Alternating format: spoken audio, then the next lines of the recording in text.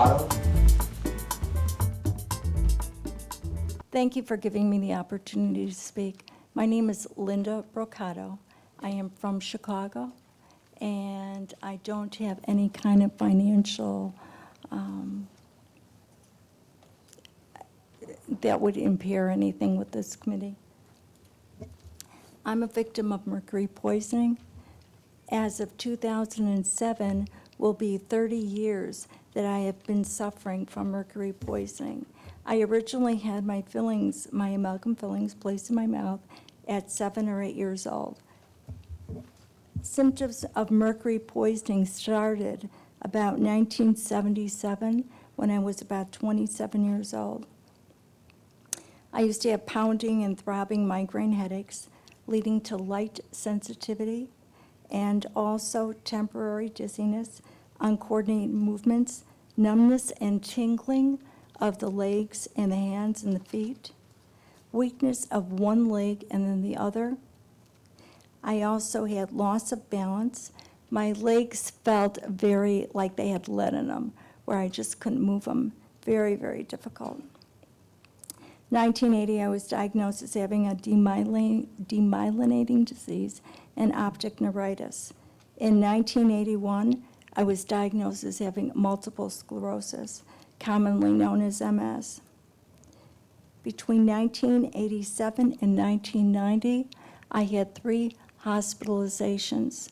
The first hospitalization lasted for about 2 to 3 weeks. Second hospitalization, 1 week. The third hospitalization, a month and a half.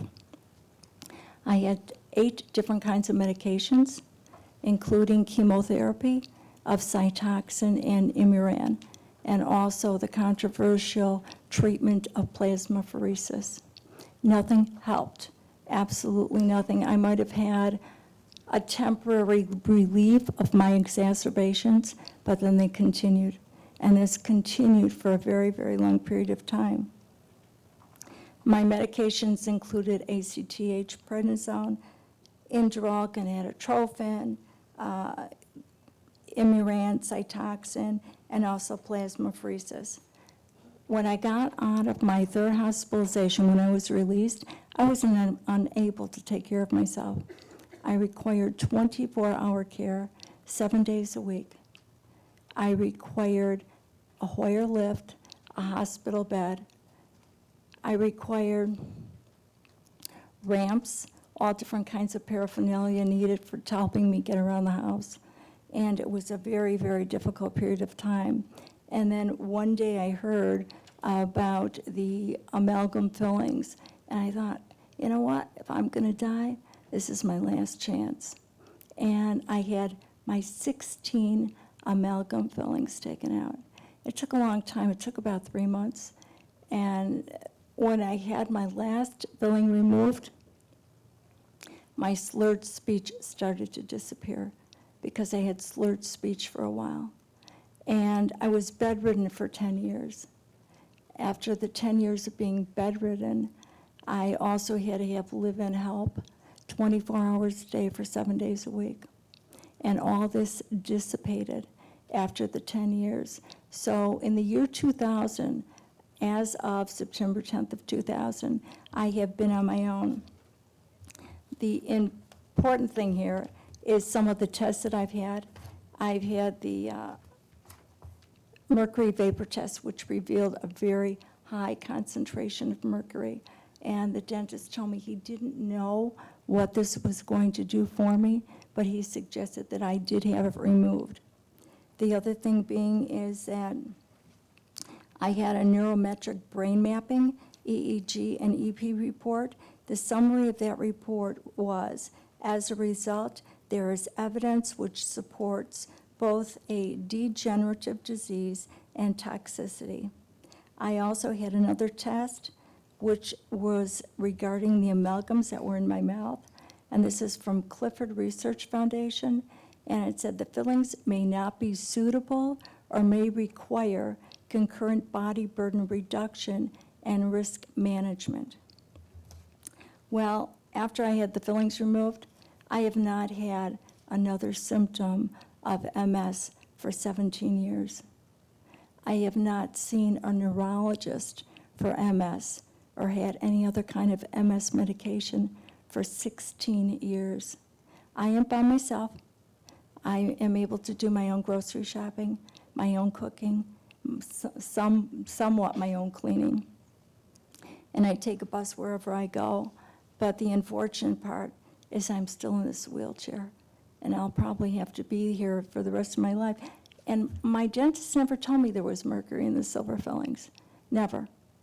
And had he told me that there was mercury in the silver fillings, I would have prevented myself from having the amalgams and had them removed a lot earlier than what I did. And I do not believe that I would be in a wheelchair right now.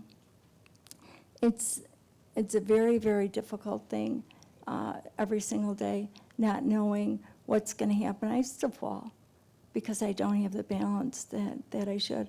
But the important thing is here, I don't have the exacerbations. And I was having exacerbations 2 or 3 a day for 10 years, requiring all different kinds of medication. So it was a very difficult thing for me. And I do believe that mercury was a very big part of that. I don't know what else to say. I really don't. And at what point did I develop a hypersensitivity to mercury? I don't know. The only thing I know is that I had them in at a very young age. And what I know now is I don't have any of the exacerbations anymore. And I have known MS patients who have had their amalgams removed and are still having exacerbations. I can't account for that. I really can't. But thank you for your time. Thank you for your input. Are there any questions from the committee? Okay. Yes, I'm sorry. Dr. Asher. Thank you very much. How long after the removal of the amalgams did you start feeling better? 2 weeks. Thank you. Ms. Scally? Would you attribute the condition you're in at this time to having had the mercury fillings? Is this as good as you're going to get, according to your doctors? I believe that I will get better. I believe that I do need more physical therapy.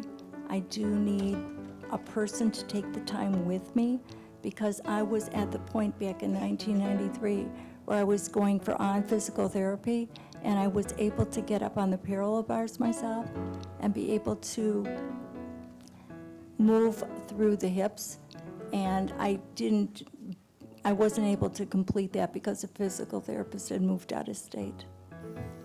Okay, thank you very much.